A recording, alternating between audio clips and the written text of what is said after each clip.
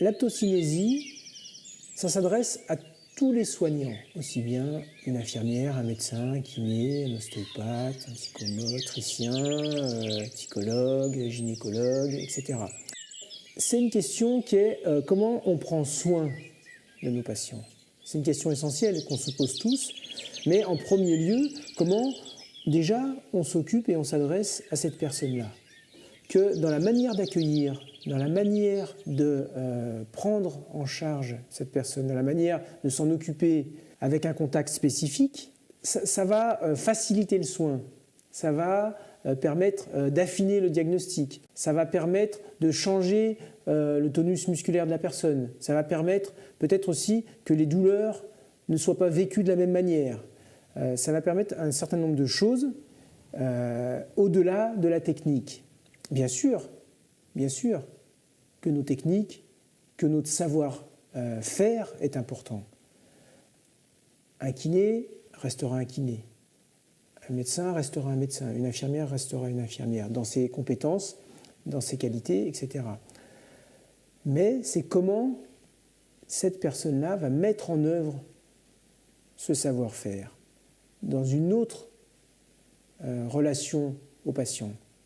Pour que le soin soit bien réalisé, bien fait, qu'il soit facilité, on recherche une certaine alliance thérapeutique.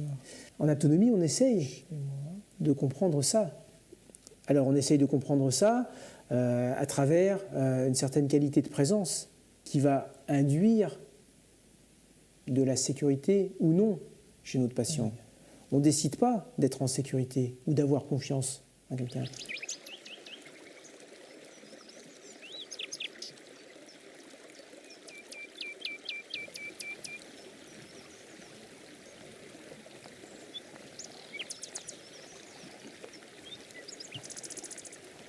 Mais comment on prend contact? Il y a des contacts qui sont très agressifs pour la personne et la personne, elle va se mettre soit en résistance, soit au contraire, elle va être complètement passive. Et là, on n'a pas cette alliance thérapeutique qu'on recherche. Parce que dans ce qu'on recherche, dans un mouvement qui sera plus partagé, qui sera facilité et qui sera aussi mieux vécu pour la personne, il faut qu'il y ait l'engagement, cet engagement de la personne dans le soin.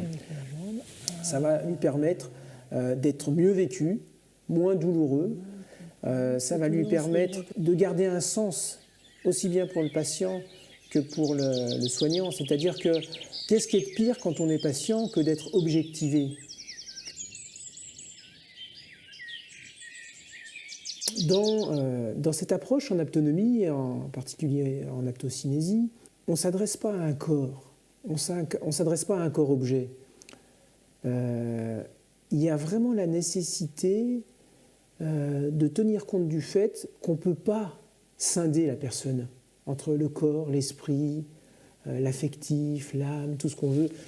Une personne, c'est quelque chose qui doit s'appréhender dans son entièreté.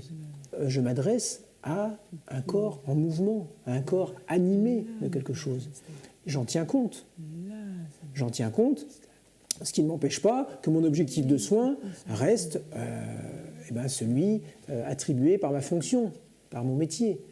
Mais en tenant compte de cette problématique-là, de l'entièreté, qui fait que je m'adresse à une personne et que je vais respecter le tempo de la rencontre, je vais respecter sa manière de se mettre en mouvement, qui est singulière, qui lui est propre. Je vais respecter aussi peut-être ses craintes, ses peurs, ses freins, ses limitations du moment. La synergie de l'être ensemble pour que le soin se réalise au mieux, elle doit tenir compte de ça.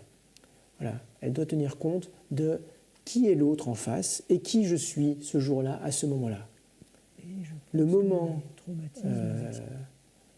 où on est ensemble dans le soin, si on peut arriver dans un partage de cet espace-temps du soin, c'est fabuleux.